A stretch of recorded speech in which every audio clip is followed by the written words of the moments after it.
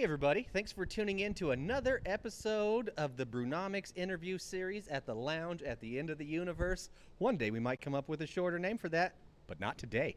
I'm Jerry. I'm Paula. And we have our special guest from White Dog Brewing, Dan. I'm Dan. You want to introduce yourself real quick, Dan? I'm Dan. I'm one of the owners over at White Dog Brewing. There we go. Excellent. Let's get into it. But first, we came here to drink some beer, didn't we? Well, and talk to Dan about White Dog, but it'd probably be fun without beer, but beer makes everything better, huh?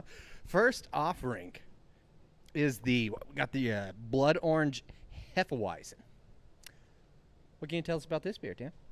Blood Orange Hef, it's one of our biggest movers. It's an awesome summer beer. So it's a light German-style Hef with actual blood orange puree in it.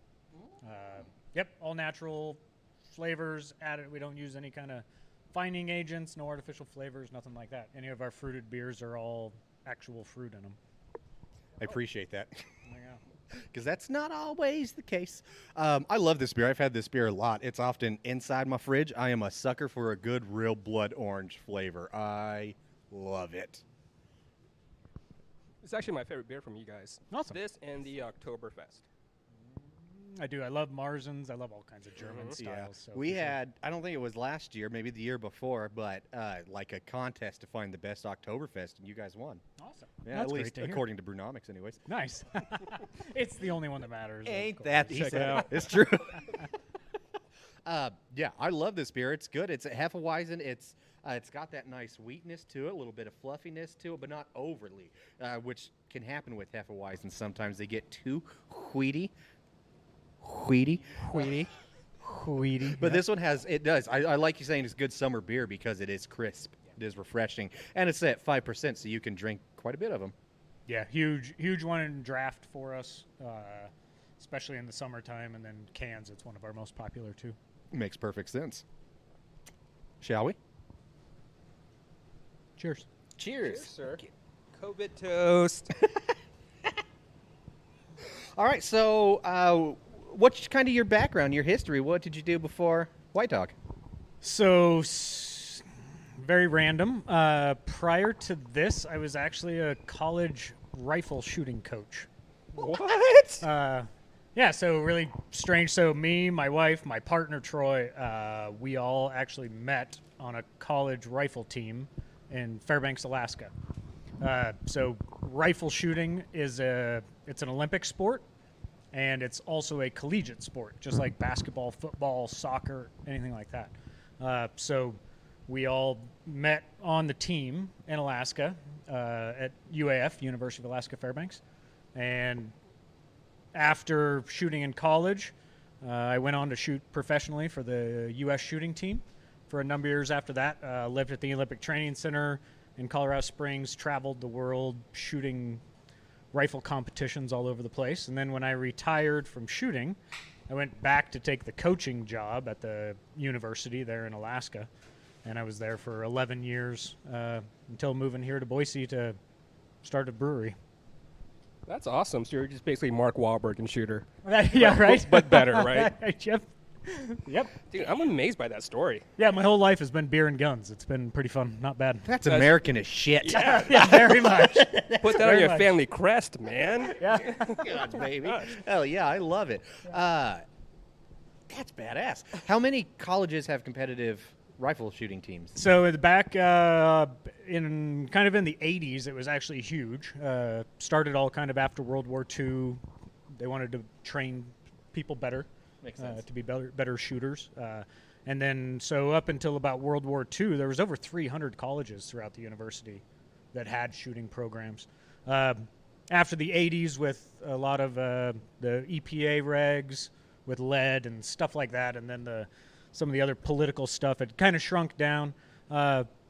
Between the different levels, I think there was somewhere around 50 when we were in college shooting. So, and it's a lot of the big name schools that you think of: UTEP, so Texas El Paso, Texas Christian, all of the military academies, University of Kentucky, Ohio State, Ole Miss. So a lot of big name schools that have them. That's so cool. I'm so impressed and turned on right now. Yeah. Aside from him being handsome, obviously. True. That is definitely true. Kind of a weird and random background for That's sure. a great. That's awesome. Sure, but awesome though. I mean, it's much better to have a weird and random background than a story we've all heard before. All right, so you moved from Alaska. Are you from Alaska? Born and raised in Colorado, went Okay. to Alaska to go to college, and then was up there for almost 20 years before Right on. coming down here. You look like you're my age. I Are you know. kidding me? Oh, well, Yeah. someone's age better. So what was the trigger that decided to make you go, you know what? Trigger. Trigger. No, just See what I did there? I did. Damn, he's good. That brought you to Boise, though, because obviously it was to start a brewery, but I'm sure you didn't just, like, snap out of bed one morning, like, all right, let's go to Idaho, make some beer. Actually, it was pretty close to that. Yeah? Yeah, so weird, totally random. The whole brewery, the whole White Dog, everything is weird and random like that.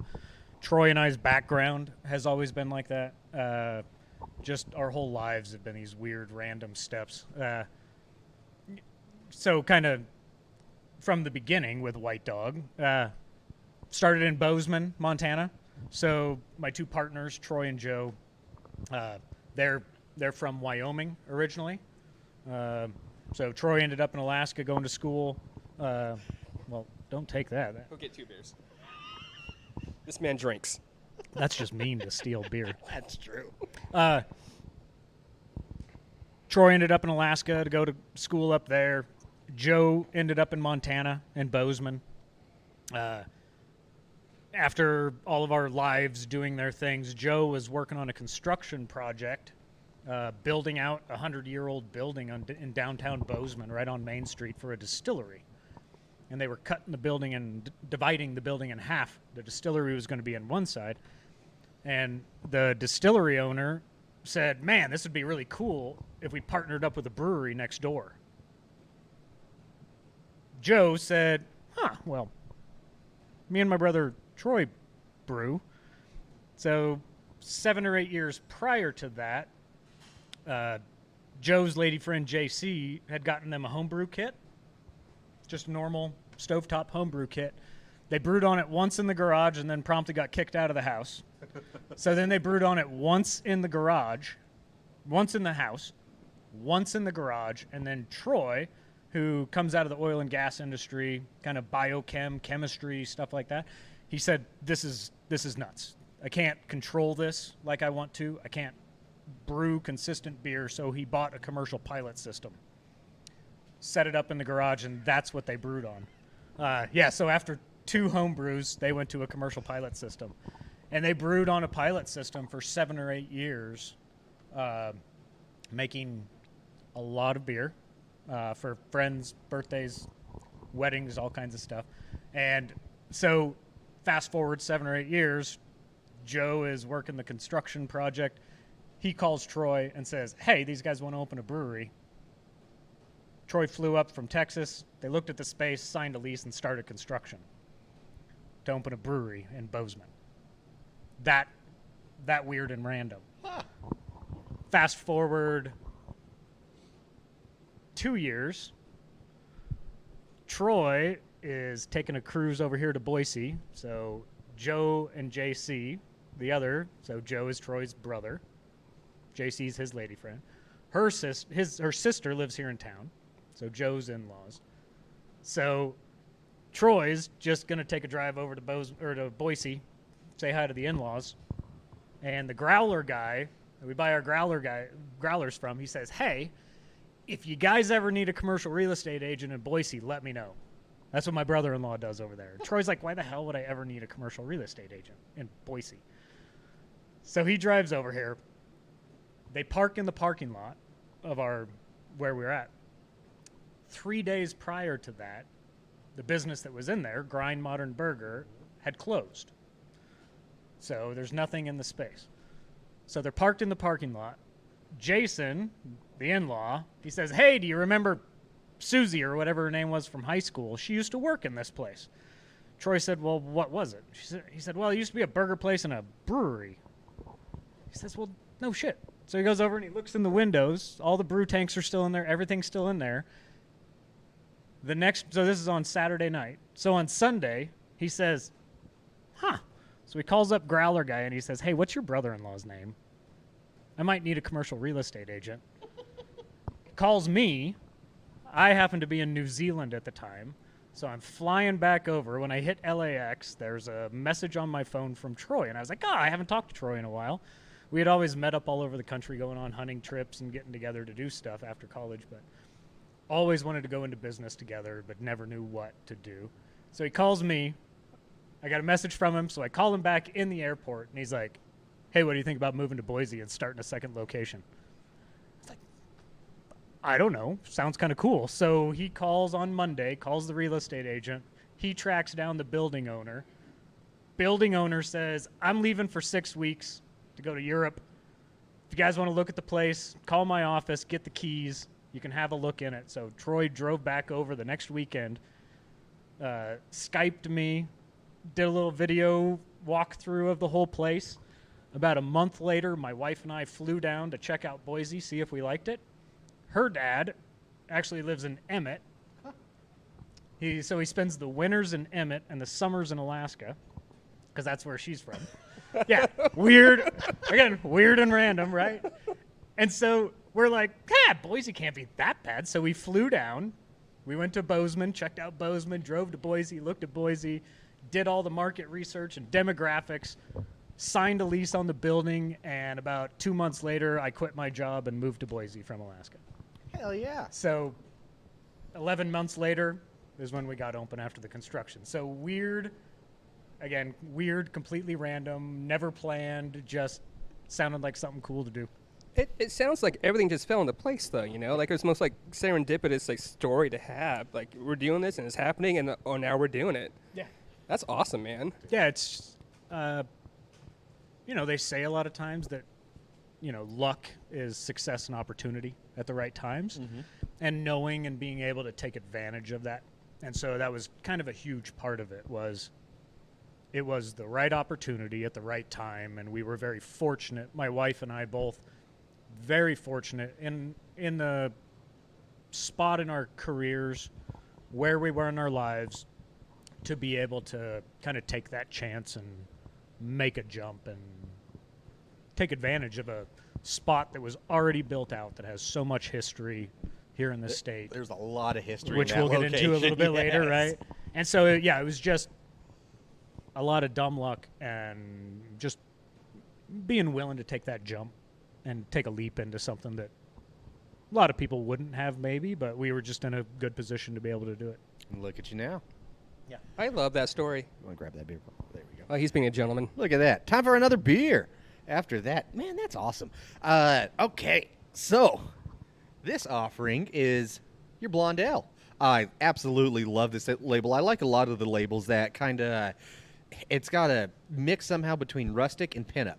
And that is amazing. I've always appreciated the hell out of that. So nice Blonde Ale coming in at 5.2%. What can you tell us about this one? Blonde Ale, it's so still on that lighter beer style. It's got just a little bit of bitterness to it. So it's got a touch of flavor, touch of bite to it without being too overpowering. Kind of one of my go-tos if I'm grabbing something in the cooler as I'm walking out. It's got just enough to it without being overpowering. Incredibly sessionable. It's a good summer beer. It's so hot outside right now, so I just love just putting this in my mouth. Can I ask you a question about your name, man? Where did the name White Dog come from? White Dog. So the White Dog. So when we got going in 2014, there was probably somewhere around 5,500, 6,000 breweries around. And so there was actually, Troy and Joe had put together a list with the artist. Her name is Lonnie. So that's who does all of our pinup artwork and branding and logos. And Hi, everything. Lonnie. Lonnie. You kick ass, Lonnie. She goes by the name The Whiskey Ginger.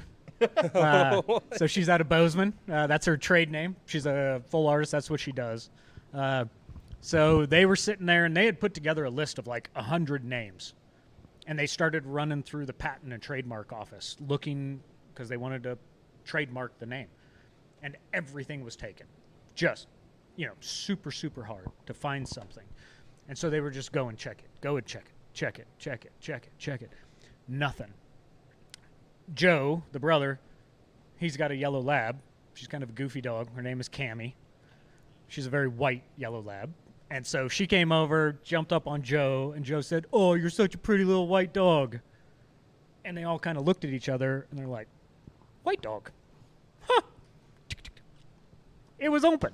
And that's how the name White Dog came to be. More weird and random. Yep. Look at that. And very much, though, that all the names, we wanted a very generic name. We wanted something that could be identifiable to everybody, that wasn't location specific, right? We didn't want to be called Montana Brewery, because then you can't go outside of Montana, right? So we wanted something, no matter where we went, who we talked to, what demographic was out there, men, women, country, city, whatever it was, they could identify with the name. And so that's something like White Dog. Everybody loves dogs. Well, everybody should love dogs. All the good people do. Yeah. So, so it really worked, and that's how the name came about. So her name is Cammy. So Cammy the White Dog. I love it. That's amazing. Oh shit! I had a follow up and I just spaced it. Oh well. I'll come back to you. Probably. Or it went away. It'll be fine. So, yeah, we have another question here, and I'm going to kind of lead that into two questions. One, what's the challenges of running two breweries? Do you have them kind of separate, but... Nope, I'm not going to say that one. Are they ran differently with sort of trust in each one? Do you... Same people in charge of both one, but different or in separate locations, I guess? What's that about? So we did. So when we opened up Boise, so I was here. I did all the construction and the build out on the space, and then about a month before we got open, Troy moved here. So Troy came here to be the brewer, and Joe stayed in Bozeman to brew there.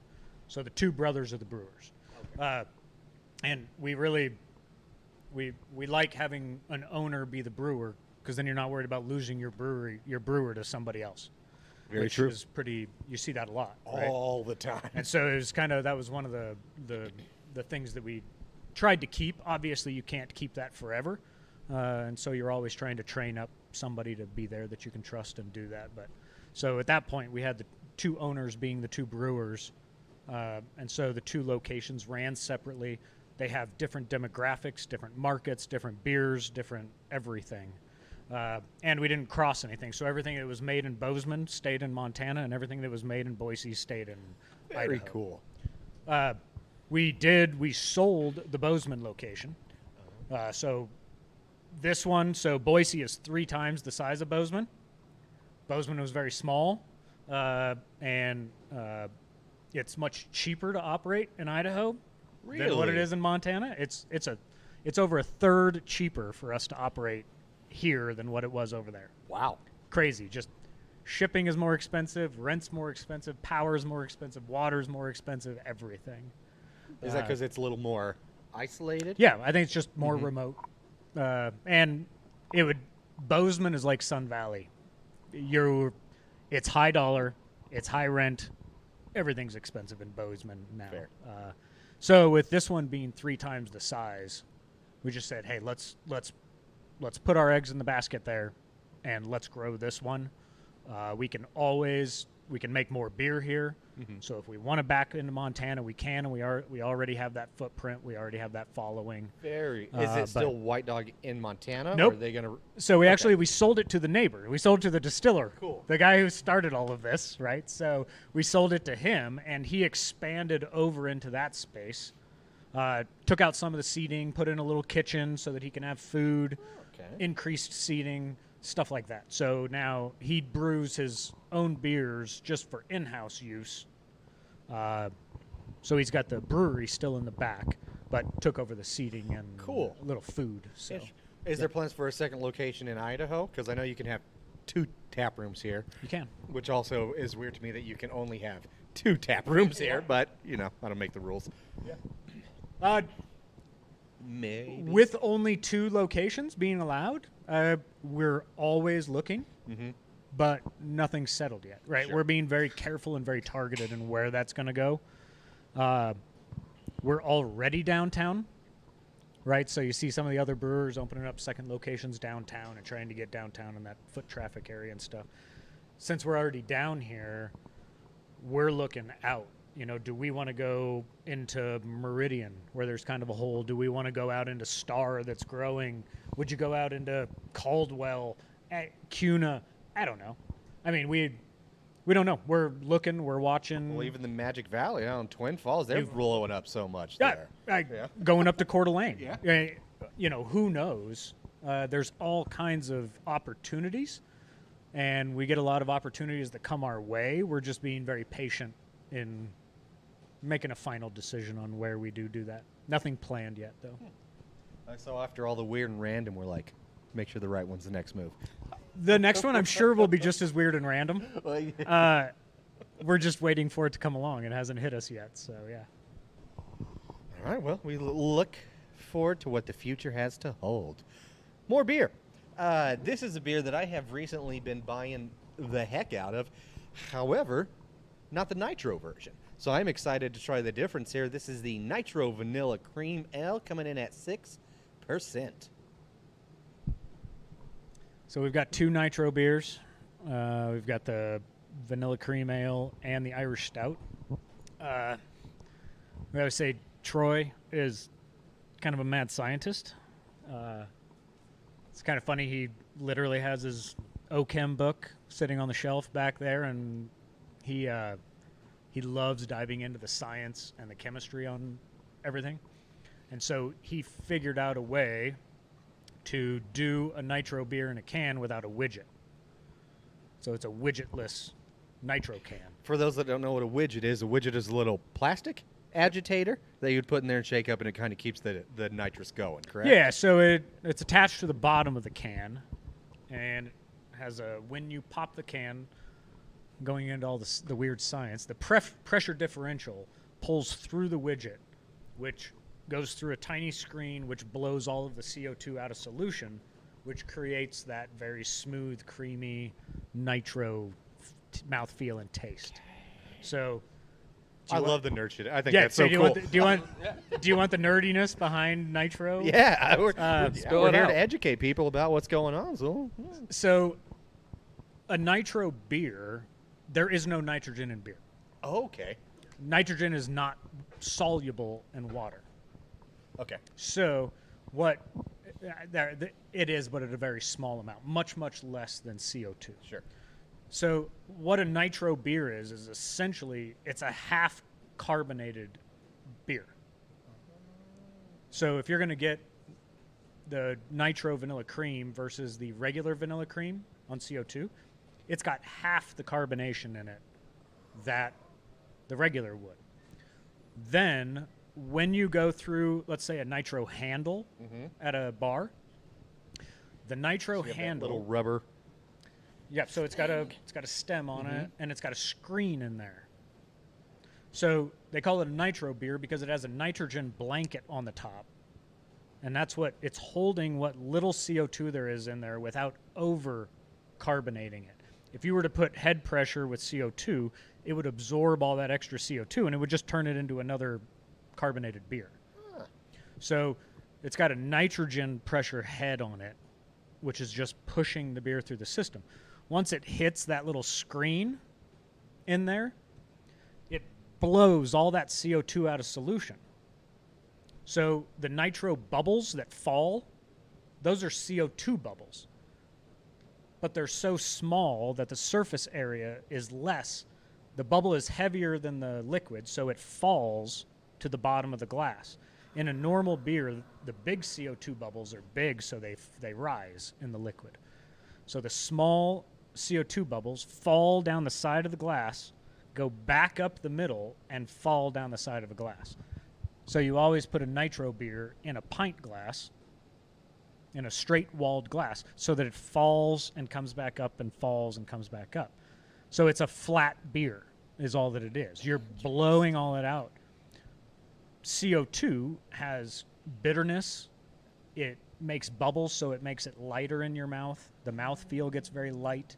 So a nitro beer, if you think about how creamy and smooth it is, it's because it is completely blowing all of that CO2 out of it. And it's a flat, creamy beer. That's amazing. And so That makes so much sense. I didn't know the actual difference behind it, Yeah. but it really makes a lot of sense because I've talked to a brewer, I won't say who it is on this one, but doesn't like to carbonate his beer because he wants it to be a nice, flavorful, kind of creamy experience. Yeah, so you can, as a brewer, you can mess with carbonation levels to change that mouthfeel. So if you think about Bud Light or Coors Light or Corona, I try not to. it's so it's carbed much higher. Any of your seltzers, things like that, they are carbed much higher to make them very light in the mouth. If you bring that carb level down, it makes it more creamy and thick. And so you easier can to engineer chug. that.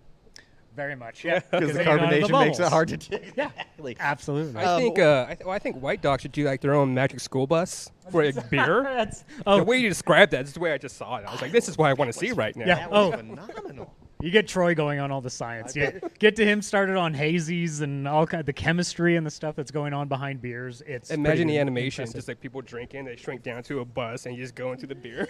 That would be, dude, that'd be a lot of Oh, fun. it'd be awesome, for Well, sure. cheers to that. I'm excited to try go. the Cheers. nitro one. Now, to me, this smells different Shit, from it's when it comes from better. the can. Is that?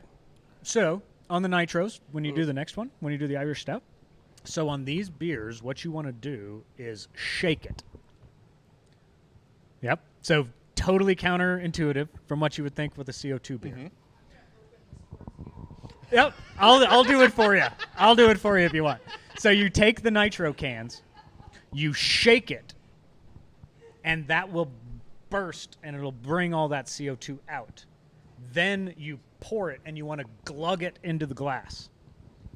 That will create that nitro bubbling that you see out of a thing. So like I say, Troy figured out a way to do it without having a widget, and then you'll feel it. So it just stopped shaking, right? Okay.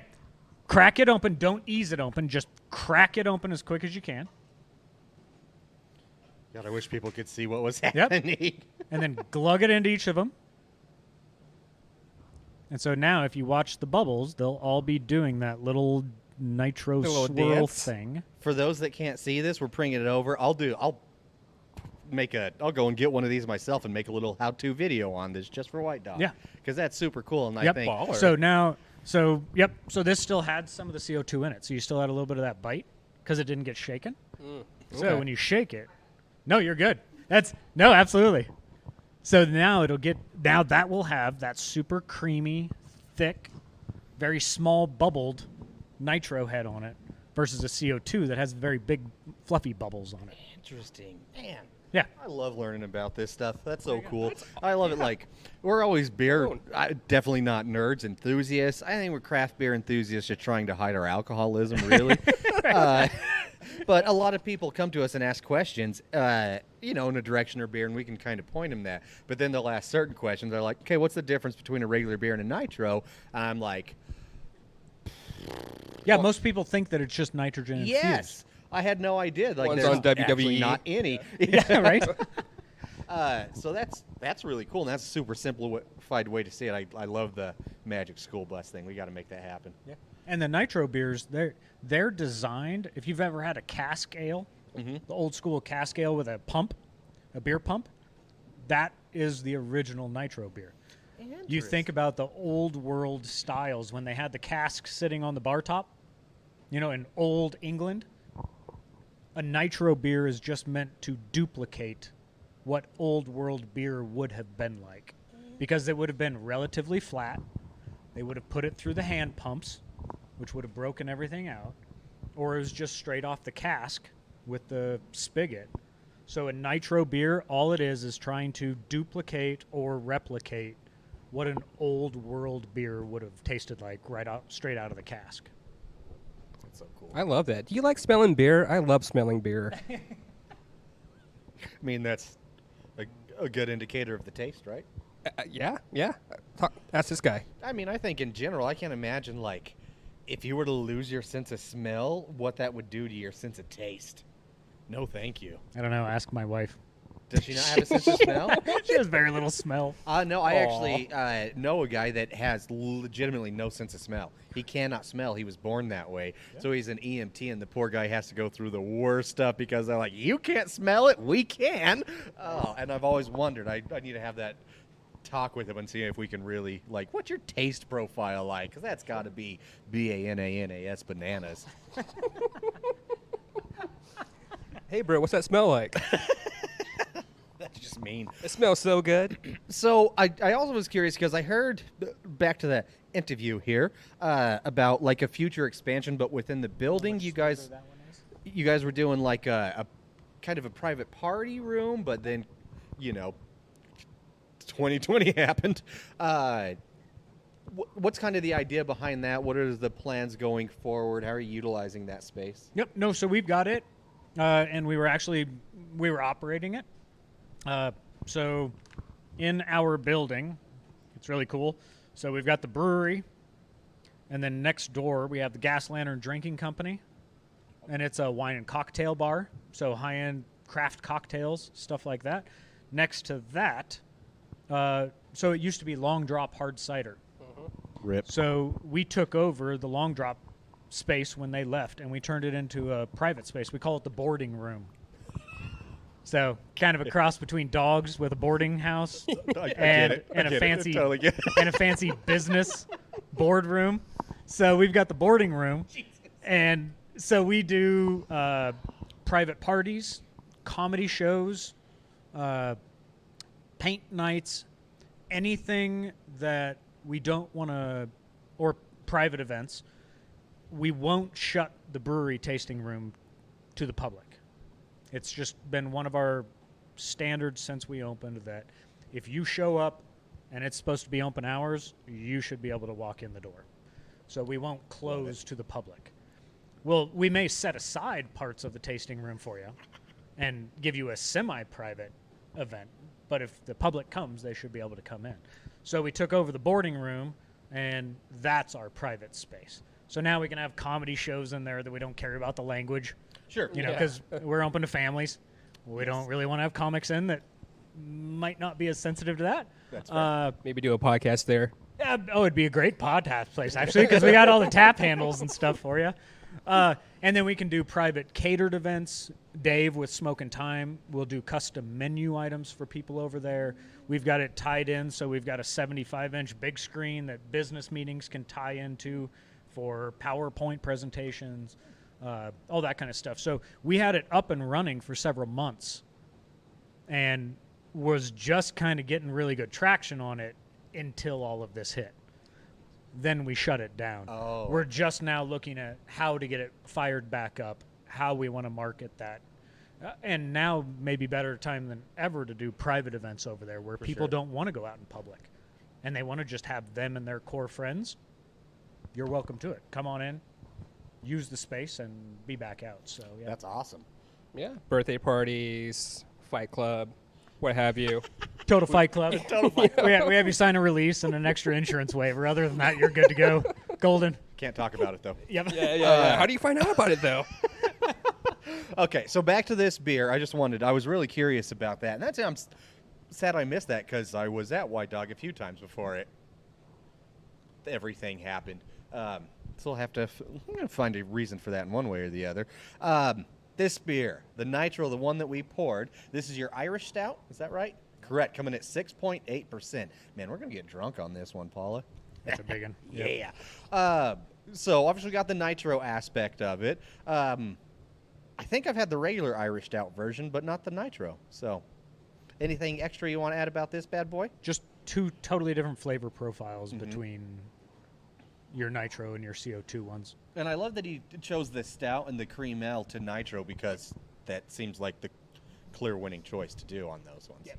It's kind of the beers that actually sometimes I think are raised up by lowering the carbonation in there. Yeah. That's one thing after that one brewer told me.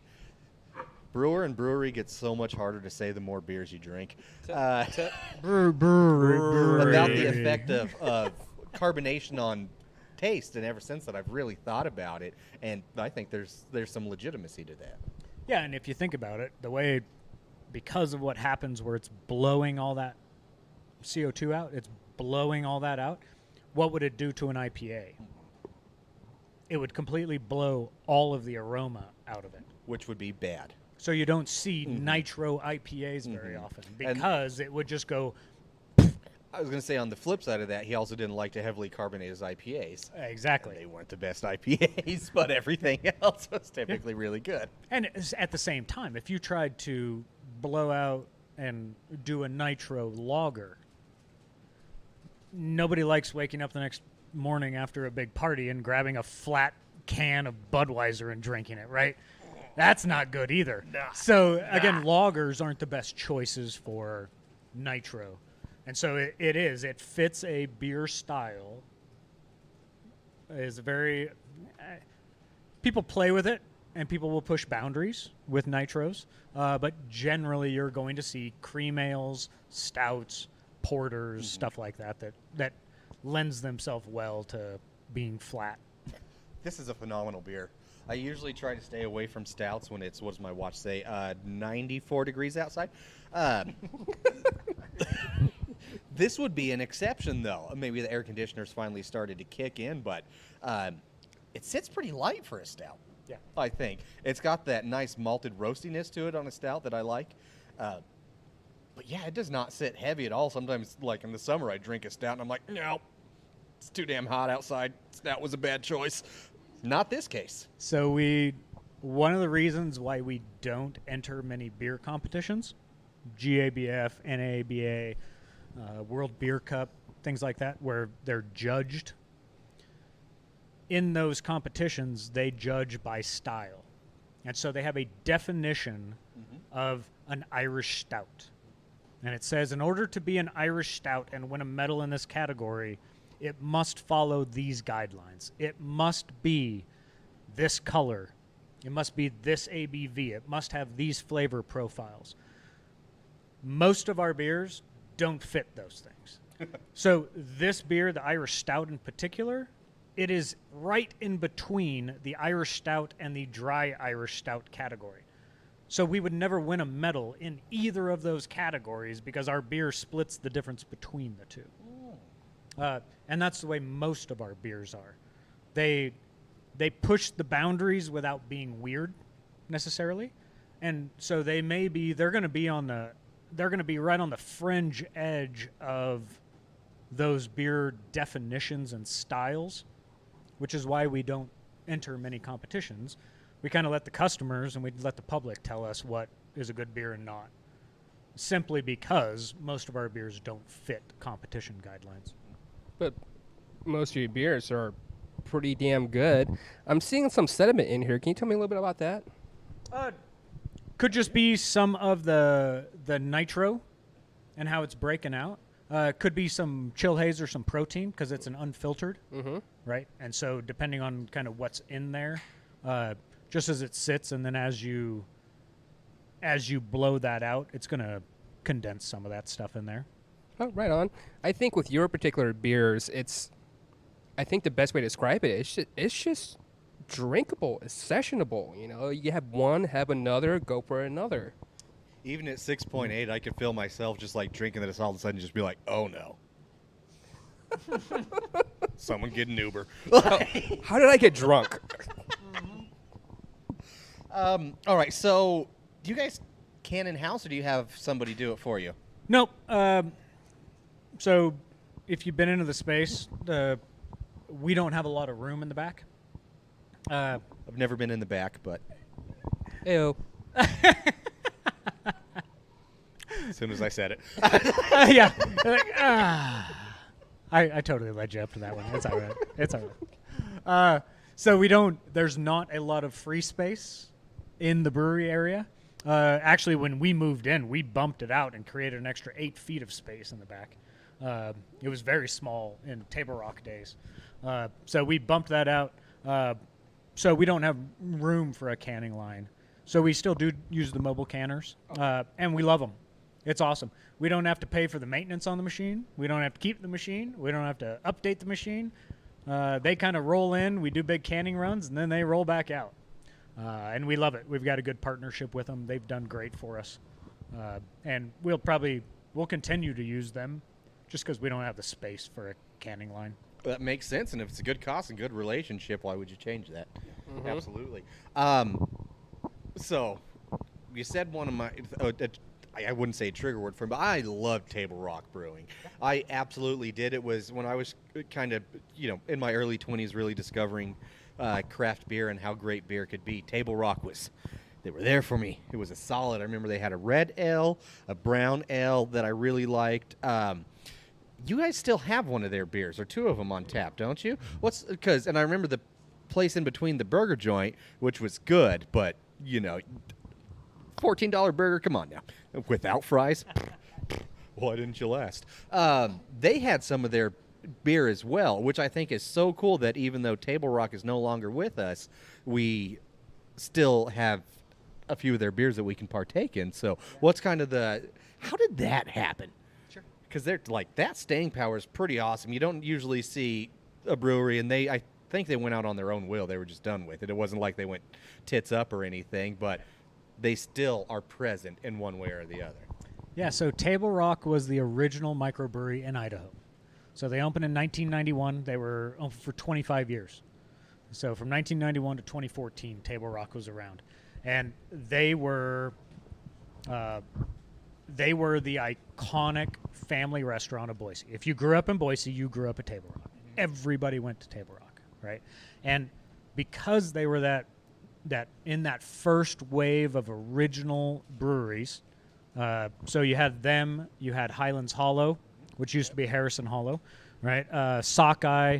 Those were some of the OGs of Idaho brewing. So Table Rock, so all of the equipment is original Table Rock equipment, right? So all the tanks, the brew house, everything like that is all original Table Rock stuff. We've done some modifications to piping and some instrumentation upgrades and stuff like that, but stainless steel. The tanks are the tanks, so They we've don't been stain. able to. No. That's the rumor, right? Yeah. So Table Rock again, so still 2014. Went through a couple different owners. Over 25 years, you would figure that. And they were iconic, and they had some great beers. The TD's Nut Brown that you're talking about. That's the one. They had the White Bird Wheat Hopzilla. Yes. Was their iconic. They were and that beer is still phenomenal today. They were way ahead of their time. Some of their brewers in the day were amazing. So we were very fortunate that the last owners of Table Rock are landlords. Oh. So all the equipment is original. So we own all the equipment now. But they are more than willing. They love seeing the tradition brought on. We have the old tap handles. Mm-hmm. We have all the recipes. We have everything. So we still rebrew Table Rock beers periodically because it's cool, because the history is awesome. It's part of the building. The whole building history is amazing. It's cool going back into the 40s and 50s. But the Table Rock history is cool. And so we still have, there was always a Tuesdays at Table Rock crowd. And it was all the professors from the university that used to come over. They still come in on Thursdays, but they're all retired now or heads of the departments or way higher up. So we still get those old Table Rock people. We still all the time have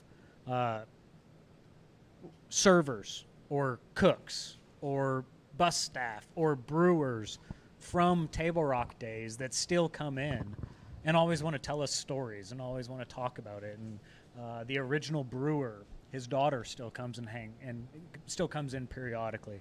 So it's really cool, the history, and us still being able to be a part of that and brew those old beers. It's actually really hard sometimes because a lot of the old beer recipes that we have are handwritten on paper from like 1992. Some of those grains don't exist anymore. Oh. Some of those ingredients and the things that they did are not common brewing practices Ink today. also fades. Wow. Yeah. Yeah. So it's like, so sometimes we have to take 3 or 4 brew records that we find and figure out how to recreate it and Troy will look into it. Why did they do this? Why did they use these? Why did it do this?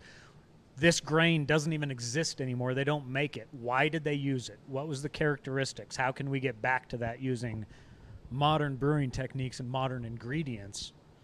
And so we're still able to recreate those old beers, but sometimes it can be a little bit of a challenge. It's kind of fun, kind of a little dive into history sometimes. So you took all those ingredients in this list and put it on a floppy disk? That's what you're saying? Very yeah, much. yeah, five, yeah. 5 1/4 floppy, you know. A zip tick. Yeah, absolutely. So that's got to really help to have somebody that truly understands OChem, organic chemistry for those at home. Because, like, I've always told people, if you want to get into brewing, did you enjoy chemistry in high school? No, you're not going to like brewing. So that's pretty cool to have. That's Troy? That's Troy. Up your sleeve like that. Yeah, man. Yeah, he's amazing. He really is. Modern day alchemist. Troy and Joe were both amazing brewers in their own right in different ways. Joe made some phenomenal beers, and very much, and then they kind of played off each other, where Joe would brew a phenomenal beer, and then Troy would twist it and flip it, maybe with some different hops, you know, or do something different with it. And so, yeah, both had some great brewing ideas, and a lot of our cores, the blonde, the Scotch ale, the English IPA, those were original beers brewed on the commercial pilot system when they were getting going that we still brew and can today. That's so cool. Well, can we talk a little bit about your artwork? Yep. Like, how did that come about? And just because, quite honestly, it's amazing and it's fun, and it's very eye-popping and catching. Sure. So throw it out there, man. Yeah. So the artwork, again, our artist, her name is Lonnie, the Whiskey Ginger. Oh, Lonnie. Yep, Whiskey Lonnie. Ginger. Lonnie's awesome. We love her. So Lonnie, all the girls on the cans and the guys. So we've got 2 guys on the cans on the hazy, and we've got another one that was originally slated for a beer we were going to call a 5-hop, but we'll probably change it. So we've got the 2 guys, we've got the girls. They're all actual people and actual dogs. Oh. Lonnie goes out, does photo shoots with them, and then goes back and does the pinup illustrations just like they would have done back in the 60s. That's so freaking That's amazing. So if you've ever seen our English IPA label, it's a girl with a shotgun shooting a clay pigeon. That's Joe's lady friend, JC. No way. Yep. Ha. And That's so, pretty gangster. and that is Cammy the white dog on that label. So these are all actual girls and people. So it's really cool.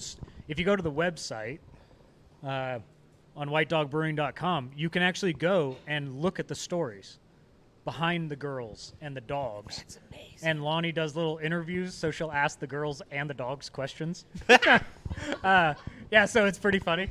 So you can go through them and you can actually see and she's got posted the original photographs and then the pinup illustrations to go with them. That's amazing. I saw this meme the other day that was Ric Flair wearing a Rolex and an Apple Watch, and it was like, you might be cool, but you'll never be Ric Flair wearing a Rolex and Apple Watch. Cool. You might be cool, but you'll never be an actual pinup model shooting clay pigeons with the dog the brewery was named after. There you go. On the beer There you label. go. Unless that is you're on the badass, dude. That's pretty special right there. Well, let's drink another beer, man. My mouth's I am so so dry parched right right now. now. I'm just Mhm. looking at this This is the delicious. hazy. I believe this is your hazy IPA. Another one coming in at 6.8%. This And is- boy, is that hazy. Oh, it's beautiful. You want to learn the science behind? There's a lot of people that try to do hazies that can't make them hazy. Ain't that like the one we were drinking before this from a brewery I shall not name? Yeah. It was like a juicy hazy, and I drank it out of the can, but I poured it at home, and I was like, Yeah. haze, please. When Troy brews a haze, if he can put a flashlight behind it and still see the light, It ain't hazy. it ain't hazy enough. Yep. And it will never settle out either. It will always be hazy. Oh, that is. I have not had this one. I've actually had a variant of all the beers so far because, again, Yep. I love White Dog, or as I like to call it, the Caucasian Canine. Oh, t-shirts, please. That's awesome. But this is freaking phenomenal. And I'm one of those, I shit on hazies all the time just because it's like, not this one because this is a real hazy, but the one previously, it's like you said hazy because you wanted to sell it. You didn't actually want to make a hazy, and that frustrates me. Sure. It's like the beer doesn't have to be great, but it has to be what you say it is. That's all I ask. Sure. I appreciate the artistry here.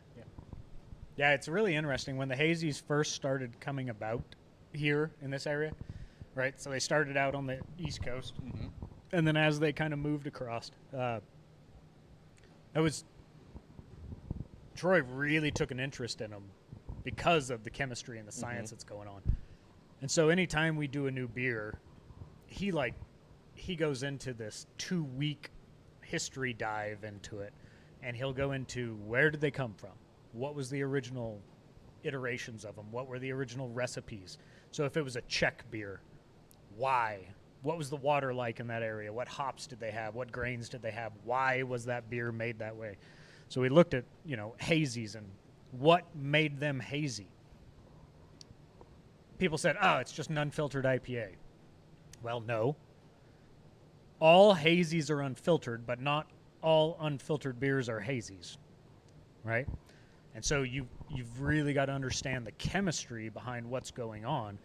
And he spent weeks reading scientific articles and trying to figure out the actual chemistry of what was going on in a true hazy. And so he loves it. He totally nerds out on it. And anytime we're giving tours in the brewery, if it's supposed to be like a 15-minute overall view, I give it.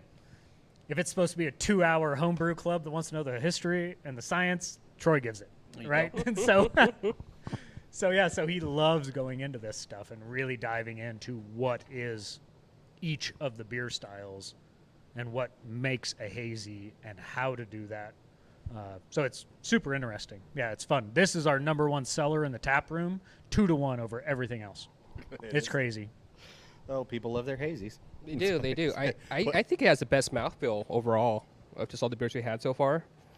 Has there been like a sibling rivalry between these two? Like a competition? Should you start one up? Yeah, of course. Yeah. What siblings don't have rivalry? Me and my family. Brothers, and it's like, no, yours is better, man. that's what we do in my house. All right, it's like, you're awesome. Good job. We'll say that too. You're awesome. I'm gonna be better. But I always lose. By the way, F you, right? Yeah. No, I think definitely there's always some healthy competition. But I think they worked well because they were different brewers. They brewed in different ways. They had different interests. And so their ability to play off of each other and have different interests is what kind of made them work really well. Well, the way together. you describe them, they're like Jordan and Pippen. That's like what I'm imagining right now. Who would win in a fight, Joe or Troy? Oh, Joe's way bigger than Troy. Yeah. Oh, yeah. Wait. That's not even a competition. Not even. Come to the fight club at the Troy's private wiry. room. He's wiry. Wiry.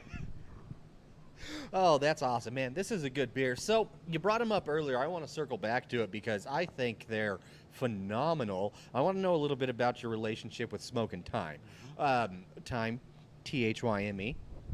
Clever. Thyme. You guys love puns. So kind of how's that relationship? Because I think their food's phenomenal. I love their presentation. You get a burger, it comes out on a beautiful slab of wood, not a plate. Kind of tell us about that. Yeah. Another weird, random thing along all of this. So when I was doing the construction on the building, it was always a restaurant with a brewery in the back. So when it was Table Rock, that's what it was. When it was Grind Modern and POMO, Postmodern Brewers in the back, it was always a restaurant with a brewery in the back. And when we moved in, we said, we want to be a brewery with food. So I demoed out the kitchen. I took out all the old kitchen space, remodeled it. I opened up the tap room. I opened up the brewery. And we wanted to make it so that we could produce beer. We wanted to leverage that equipment. And so when I did that, we said, all right, well, now we need food. I just took out all the kitchen because we needed that for production space. We needed that to store kegs, and we needed all the cooler space that the restaurant was using for kegs and cans. We needed all that. And so we knocked all that out. At the same time, Long Drop was getting going over there, and they wanted food. And then with the two of us in the building, we're like, we need to get somebody in the corner space. So that's when we got Dave to come in and do Gas Lantern Drinking Company, right, with the craft cocktails and wines and stuff like that. So now you've got the cider crowd, the beer crowd, and the wine crowd and cocktail crowd. So you've got 3 completely different demographics coming to the building. And all we had to do is get them into one of the 3 spaces. Because now you come to the brewery and you're like, you go tell all your friends, they're like, I really don't like beer. I'm more of a cider person. Well, right next door is a cider house. Well, I'm kind of a wine person. Right next door is a wine place. So all 3 of us got to going, and then we're like, all right, well, we really want beer, or we really want food to keep people here. You give people food, they're going to buy at least one more drink, right? So you got to have it. Mm-hmm. We didn't like the food truck idea because it's hard to schedule. It's hard, the consistency is very hard for people. Again, you got all the people working downtown that are going to walk over, and if they show up one day for lunch and there's no food truck there, now they're mad and they probably won't come back again. I've been to places like that where I was promised a food truck and no food truck was had. Yeah. Not a happy man. The angry tweet. Yeah. So the concept is awesome. There is nothing wrong with it. It's a great pairing between breweries and food trucks. It works amazingly well. We just wanted something a little bit more stable. And we also had bad experiences in Bozeman with food trucks. Mm-hmm. Same thing. The inconsistencies or a menu that didn't match what we wanted for beer drinkers, right? So Dave, who opened up Gas Lantern next door, the wine and cocktail lounge, his background is in food. Huh. That's he's a chef. He's run major restaurants. He's run all of this stuff. So we got talking to him. He's like, well, why don't I just do the food truck? So he shopped. He looked all over the Northwest. He looked all over the country. Finally bought a 40-foot mobile kitchen out of Texas and had it hauled up here because when you put in the 3 different spaces all together, it's 300 seats. That's a major restaurant, right? So it's not a little food truck that's dishing up scoop and serve food. We need 300 seats worth of kitchen space. And so Dave now, who has Gas Lantern, also has the food truck. That's his specialty, is the food side. And so he got this big barbecue trailer out of Texas that came up all covered up with flames and American flags and smokers in the back. And so he had it rewrapped, right? Dan just went full Fort Worth. Oh, yeah. Amazing. And so it works awesome now that everything out there is fresh made. All the meat is smoked by Dave. All the bacon is homemade. Everything is so good. Oh, it's phenomenal food. And it's perfect for us because I get to run a brewery. Yeah. I don't know anything about running a kitchen. I don't want to run a kitchen. I don't know anything about it. Let Dave do the food. That's what he knows. And so they became the building's de facto kitchen without having to run a kitchen. And it works amazingly well because now he can sell into all 3 spaces without moving, and we get the menu that we want. And we get to talk to him and say, we're going to do a menu redo. That sounds like a terrible idea. That is not what beer drinkers want. Mm-hmm. But over in Gas Lantern, he can do fruit and cheese and charcuterie boards. Yeah. How many beer drinkers want to come in and order an Oktoberfest with a fruit and cheese platter? Right? He would. Yeah. He totally would. This guy right here. Yeah, it's falling through and through. So we're like, he's we want jerky and peanuts and I want that too. So that's where Smoking Time came from. It's this, again, completely random. If we wouldn't have had Dave opening Gas Lantern at the same time, we would not have had Smoking Time. Interesting. And so it just works amazingly well. But it has its own challenges. It's not perfect, Right. Wouldn't be any fun if it was. No. Fun is not the word I would use for it sometimes. We all work extremely well together, but at the same time, it's really hard when I, as White Dog, all of us, all collectively, don't have control of every aspect of our business, right? So Dave has control of the trailer. So it takes a lot of communication between us and their staff and our staff and their management and our management to make all this work. That it's not always easy, but it's a phenomenal partnership, and we love it. And his food is amazing. There's literally chefs from all over Boise that come to eat Dave's food. Oh, I've had it. I believe it. It's amazing. I love stuff. it. Yeah. I fully Crazy fully endorse the beer and the beverage. How you feeling, Paul? I kind of got a tinkle. We can take a tinkle break. I've heard. Well, as I say, I heard Dan don't take breaks. He's too much. Dan of a don't take badass. breaks. That's because I already tinkled on the floor. You don't have to worry about me. We are sort of swimming in it right now. I didn't want to say anything. He's a guest. All right, we're gonna take a quick 3-minute break. We'll be right back. A 3-minute piss is what's happening. It's a 3-minute piss. I'm gonna time it. Okay. I got.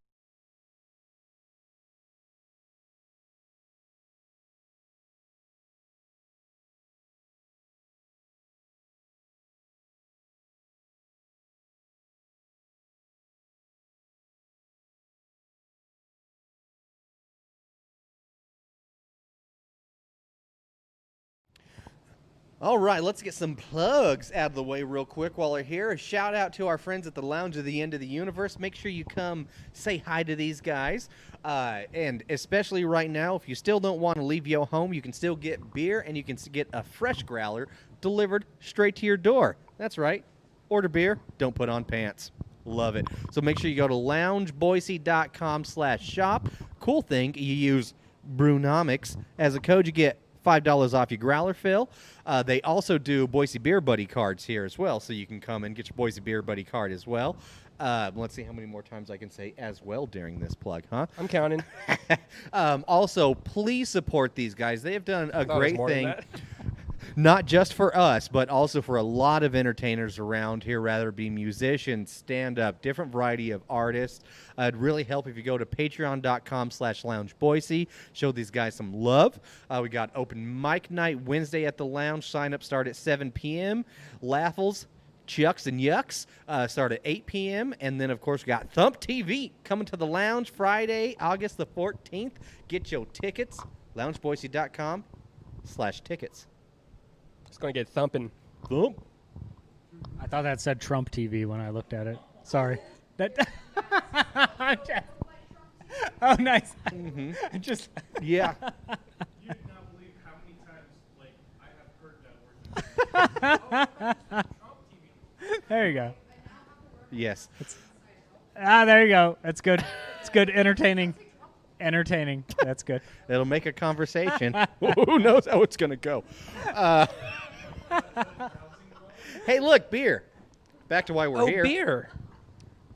Good gracious. Beer. They're going off for beer. All right. So I actually did not know that we could get a sour from White Dog Brewing. Absolutely. But it's blackberry, and I love blackberries, so I'm excited. We got a 4.2 sour here.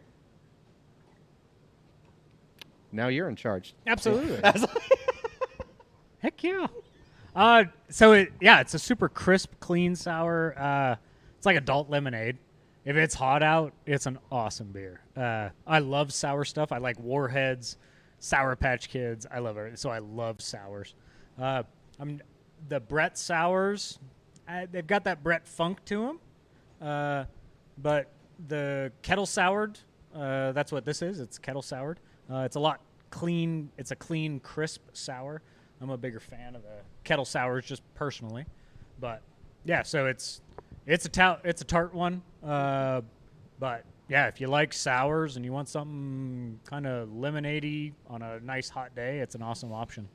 No, I like this, and I tend to avoid sours because most of them are made with bread, and we don't like each other. I don't like almost anything made with Brettanomyces, and it doesn't like me. It does not like my stomach. We are not friends. So if I look for a sour, I like a good kettle sour, and I appreciate that. And there's a bit of a different look from a Brett to a kettle, huh? Oh, absolutely. Yep. Yeah, and again, it's all blackberry puree. It's pure fruit that's in there, just like all the rest of our fruited beers. It's Ooh, not that artificial is flavoring. It's a tart one. Yep. But I love tart stuff. Warheads, any of that kind of stuff. The PK's tarter the our- better. He's our sour guy. What do you think? I like sours. I love this sour. I think the best way to describe it for me, at least, is that the way it hits your tongue, it's almost attacking it, but then it cools down a little bit, and you guys just wave white flags, and you're just good friends after that. It's like one of those people that come in with a super aggressive hug, and you're like, oh, I don't know about this. That guy who comes to the party is super loud, but then you're their like, I like arms are him. around you, and you're like, oh, there's something You feel comforting safe about this. Yeah, yeah. That's our friendship. Pretty much. Yeah, he holds me a lot. I do. I like it. It makes me feel strong. I always feel safe.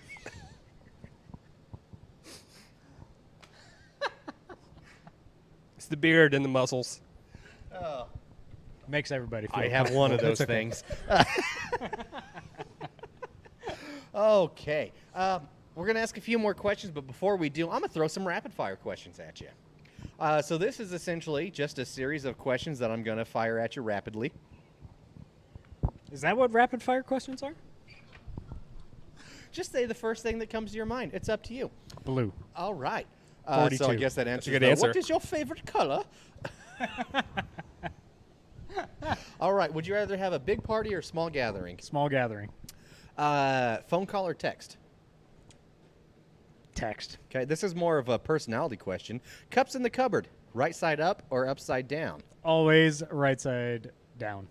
That's the right answer. Do you prefer to take? You got 2 hours to kill. You going to take a nap or have a workout?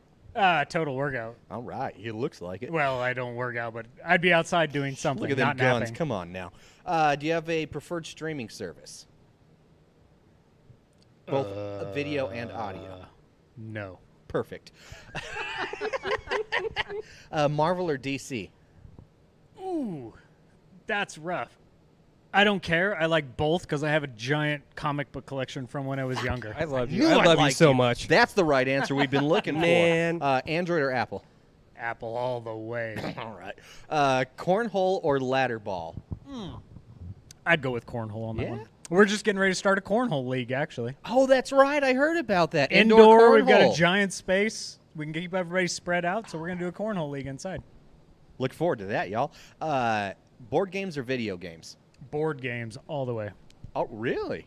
That surprises me. That's the more common answer. I thought. For I sure it'd still be- have my Nintendo NES from the old days. I still have it. I still play on it, but I love board games. Do Yeah, you but fill they're- your cartridges to make them work? You have to because they Put get 'em all in the dusty. freezer. Yeah. even though it says not to. It says not to. We on know You it it. have works. to, though. We know Yeah, it works. I still have it. That's the one I love. Absolutely. Do you have a favorite board game? No. Anything. I'm good with. I love card games actually. Oh, okay. I love when you get a group of people around playing cards and even something stupid like Uno or cribbage or anything. I love just the interaction with people. That's true. That's a good point. Video games are a lot more interactive with those around you. Board games are than video games. 80s or 90s? 80s. I was an 80s child. All right. Let's see. Favorite celebrity, Chris? Evans, Hemsworth, Pratt, Rock, Pine, Nolan, other? Ledoux. Chris Ledoux. Chris The Ledoux, country artist. absolutely. All right. Beach or mountains? Mountains all the way. The only thing I can think of sitting on the beach is sand in places it shouldn't be. Mountains all the way. Then you get sap in places it shouldn't be. I don't know what you're wiping with, but it's not. Shouldn't be a pine cone. It's usually my hand. Fries or tots? Ooh, I'll go tots. Tots. All right. Do you like to dress up or Napoleon dress Dynamite. down? Dress down every day. Yeah, look at me. I hate dressing up. Yep. Hate it. I mean, I get I you. still have the same shirt I wore for my senior pictures. I still wear it when I have to dress up. It's the exact same shirt. Oh, I love it. It's impressive. That's how much I like dressing up. If Huge you have collar. to do some choring in the house, laundry or dishes? Both. I Oh. don't mind doing laundry or dishes. I love hot water, so if my hands are in hot water, it's just as good as being in a hot tub. I Either way. enjoy doing dishes, but I hate doing laundry because it takes so long. I love it. Either way. Fuzzy or smooth? That's an awkward one. Mm-hmm. I'll go fuzzy. Why not? Yeah. I was looking for bubble wrap for some reason. Bubble wrap. You a morning or a night person? A night owl all the way. I always say it's a good thing I own a bar and not a coffee shop. Top or bottom?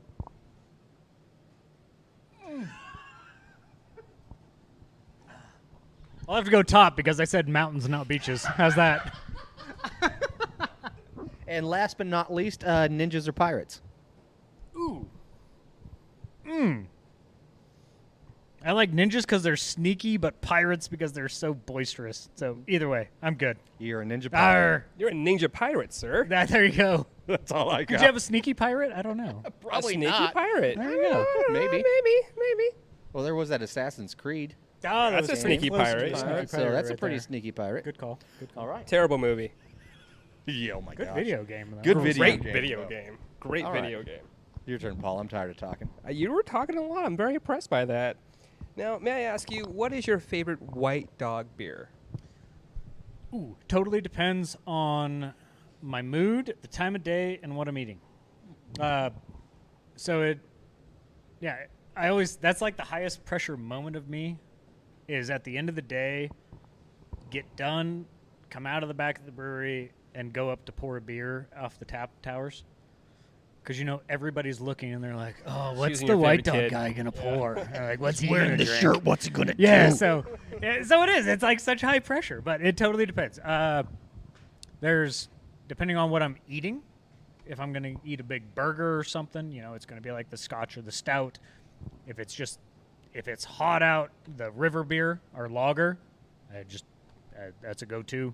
But I love the Citraic, one of our IPAs. Is one of my go-tos in the evening. But I'm not a huge IPA guy.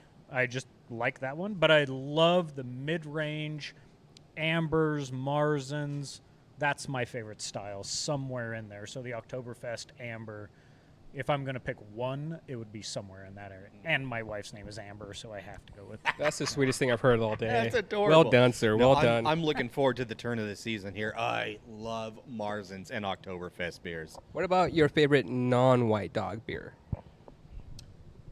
You don't want to hear this. Actually, I do because I feel like that's going to maybe answer the next question because I know you're a hunter. What's your, not that cheap beer goes with hunting, but if I'm going camping, I'm not taking fancy beer with me. What's your go-to cheap beer? Coors Original. All right. That shit gives me heartburn. Oh, Bad enough. I know. I'm from Colorado. I was born and raised in Colorado, so I was a Coors boy, Coors Original, growing up. I actually, my favorite non-White Dog beer would be German styles. Okay. Weihenstephaner, stuff like that, where the old world good German beers. In my shooting career, I spent a lot of time over in Germany. That's where a lot of the matches are. That's where all of our guns were made. So I grew up in my formidable drinking years in Germany, going to the old breweries, going to Oktoberfest, actually drinking good German beer. And so when you look at all of those old German beers, if you go up to Brewers Haven or the other bottle shops and go to the German section and get a German lager or a German hef, to me and my wife, it just instantly, it's like, that's Germany. Have you been to Dals Alphenhaus? Absolutely. They have a killer Oh, for German sure. beer selection. Yeah, and love it. And that's, if I was going to drink one thing the rest of my life, it would be German beers of some sort. Love the lagers, love the hefs, love all of those things. I'd like to hear an argument against that. You'll probably lose. No, You'll probably lose. There's a reason German beer is legendary, right? It's amazing. And when you crack open one of those bottles, it just instantly, if you've ever been to Germany, you crack open one of those bottles and it's instantly like you're walking into one of those places over there. It's just, that's what it smells like. It's amazing. I'm jealous you were actually in Germany drinking beer older than our country. All right, so are you guys a buddy hub? Because we got to give a shout out to our friend Stacy Connolly here. She helps arrange a lot of these meetings. Also, Brewnomics, 25% off your Boise Beer Buddies membership. So she's super cool. Are you guys cool enough to be a beer buddy hub? Well, of course. Of course. Yeah, we've been there since the beginning. Love Stacy. Yeah, she's done a lot of good for us, and yeah, love having people in. What's the It's always benefit been of being a Boise Beer Buddy member at White Dog Brewing? So we do the dollar off of beers, like a lot of places, but we also do specific releases. Oh. And so, like the day or two before we release a new beer, we'll put it out to just Buddy Hub members, so they can come in and get it for on Wednesday and Thursday night or something, and then we'll release it on a Friday. Stuff like that. We've done in the past. We've done things like scavenger hunts in the brewery for Buddy Hub members. That if they can finish the scavenger hunt, then they end up winning something at the end or get put in for a drawing. I love being creative and doing fun stuff. That so is so cool. Is that in the restaurant? yeah, Like, so like you're just looking for stuff? yeah, so I just come up with a bunch of stupid rhymes and limericks and make people go around and find things on the artwork or on the shelves or doing different things. I would have figured going underneath someone's table. Like, excuse me, I got to get through here. Real I like quick. to make it a little awkward at times, but not all of it. So just every once in a while. I'm going to join in on that. The visual I just got was Paul on his hands and knees under somebody's table. Looking at his Excuse skirts or me. something. Yeah, As, like, as long as no. it's Oh my not gosh. in the No, bathroom not like under a that. stall door, I think we're good. Oh, it should all be in the trash can. That's awesome. That's your trump card. Yeah. Oh, you didn't find it? Did you look in the trash can? Oh, all right. Well, I think we're getting about that time. This has already been a long one, but man, it's been a fun one. It's been a You're great freaking- one. You're a cool dude, Dan. Work on the Magic School Bus. Before we get too far, make sure you follow White Dog on Instagram and Facebook. Brewnomics, same thing. I'm not sure quite what I'm going to do. Maybe I'll do one. Maybe I'll do 2 giveaways. Maybe I'll keep a hat for myself. I don't know. But we got this sweet White Dog swag, some beautiful glasses, some stickers, some hats. I love these hats. They're beautiful. Some buy one, get one pints. So we're going to have some fun with it. So stay tuned with that. Where can we find you? You want to give us some plugs personally, professionally? Yeah, hop on both the White Dog, the Facebook page, the Instagram page, and then also if you hop on our website, just whitedogbrewing.com, you can sign up for the emails. It's got specials. We run specials. We'll put out kind of notifications about what's going on, stuff like that. Cool. And this is one I'm particularly excited to hear from you because you're pretty cool world traveler badass with a rifle. We like to finish with a parting gift from you to the Brewnomics Brew Crew here. And parting gift, what is that? It's whatever you want it to make. Is there something you're doing, watching, reading that you think we should, or even a bit of life advice that you like to live by and encourage others to do? Oh boy, just me personally? That's an interesting one. Yeah. I don't know. I think for me and for everybody, it's just getting outside. We all spend so much time indoors. Me, my whole life has just been any excuse to be outside is a good one. And it's whether that's out going for a walk down the green belt or up into the mountains or going hiking or fishing or hunting or whatever it is. I think it's getting out of our norm and pushing our personal boundaries. We're all so comfortable being inside that I think a lot of life is it's getting comfortable being uncomfortable. And whether that's in business, right now during COVID, or in the out of doors, that you just have to learn to be comfortable being uncomfortable. The mask thing is a very weird thing for a lot of people, but I don't care. It doesn't bother me a bit. I'm comfortable being uncomfortable in a mask because it's what I have to do today to do the right thing. Mm-hmm. My business and making those jumps in my career and being a world traveler and being a competitive athlete and all of these things, it doesn't matter if it's in entrepreneurship or if it's joining a club and volunteering or being a part of something like here.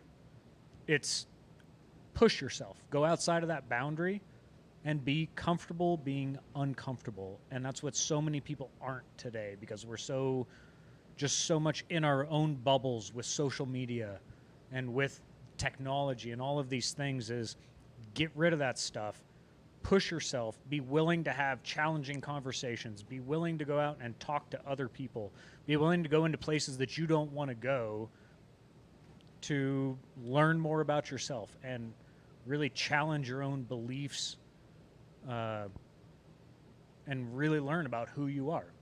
If you're so sheltered within yourself that you never leave your little bubble, you're not growing. So get outside of that. Whether that's the out of doors, whether that's political conversations today, whatever it is, we can all talk about stuff without being personal and without getting in fights. Just figure it out. And that's what I think is cool. That's what's beautiful. fun. I absolutely love it. And I can't thank you enough for coming down and spending the time out of your evening to come and inform the viewers, listeners at home. I really appreciate it. Bringing the delicious beer, phenomenal swag to look forward to those giveaways. Really appreciate it. I look forward to doing more stuff with White Dog. Like I said, I was really excited for this one, and sometimes I get nervous that I pump myself up too much. This did not disappoint. So, thank you so much. Again, Lounge, thank you so much for having us, letting us utilize this wonderful space. Please go to patreon.com/loungeboise. Do what you can, support the other local artists here. Drink local, eat local. Don't be a dickhead. Good advice. Thank you. Until next time, thank you so much, Dan. I'm Jerry. Paula. Cheers, y'all.